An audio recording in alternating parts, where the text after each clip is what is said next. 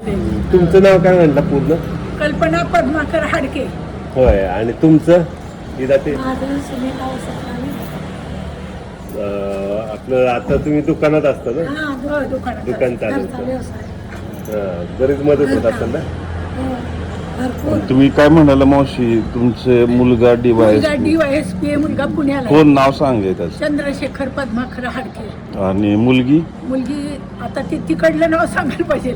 इकडलं आम्ही तिला वनिता पद्माकर हाडके म्हणूनच ती जरी बर हाडके म्हणतात, सूर्यवंशी पण म्हणतात. त्या उपमुख्याध्यापिका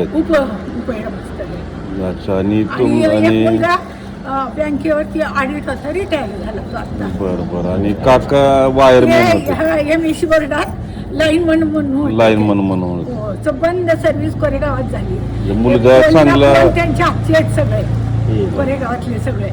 मुलगा DYSP म्हटलं ना भारी वाटत असेल. हो, मग आता मुलं कशी परिस्थिती 18 वर्षीच गेला. SYBSC असताना नको जाऊ म्हणलं तर गेला. बर. इतकी रडले त्यावेळेला का फोन होते का काय 18 वर्षी असली परिस्थिती होती. पाळणा करायची, 11 मुलं सांभाळली. बालवाडी होती त्यावेळेला कोरेगावात 1 नंबर भगिनी मंडळाची. तिथं मी 10 वर्ष सर्व्हिस केली भगिनी मंडळ. पोस्टाची RD 55 वर्षापूर्वी मी एजंट होते पहिली कोरेगावात.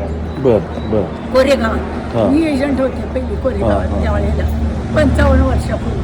आता खूप झाल्यात हो एजंट, आता भरपूर आहे. मग मी खूप असं मुलांना चांगलं शिकवलं तुम्ही. हो, आता समाधान वाटतं ना पण मुलांना? खूप छानच वाटतं की हो मुलं इतकी चांगले क्षेत्र आहे. आपण आपल्या कष्टाचं फळ झालं आणि मुलांनी फक्त जाणीव ठेवली आमची. आई वडिलांच्या कष्टाचं चीज केलं असं भारी वाटत हो. मी तुम्हाला सांगते ह्याची टिंकलची एजन्सी केली, परत LICची एजंट होते मी. एवढे सगळे याच्यातनं मुलांना शिकवलं केलं. पोरांना खूप कष्टाने वाढवलं आणि पोरं पण खूप छान निघाली माझी. तिने एक चांगल्या क्षेत्रात आहे. खूप भरभरून आनंद आहे, प्रेम आहे. अगदी येतात मुलं प्रत्येक वेळेला नेतात आम्हाला.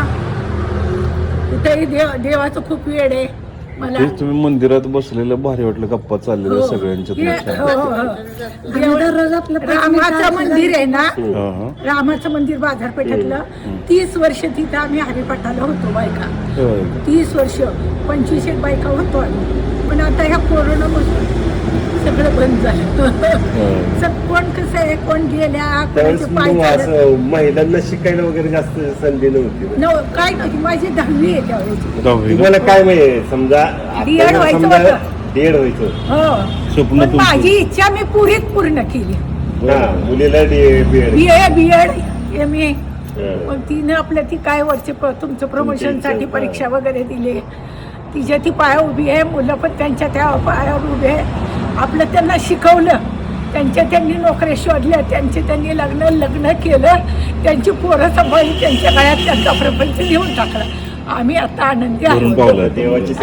भरून पावलं. खूप आनंदी आहे, समाधानी प्रपंच आहे. अडचणीतनं बाहेर निघून चांगलं झालं. पोरांचं कष्टाचं आमच्या फळ झालं. मोठ्या मुलाला जावई आलाय, सून पण आली. रिटायर झाला मुलगा मोठा माझा. आता नेपाळला फिरायला गेलाय. 4 दिवस झाले. तुम्ही दुकान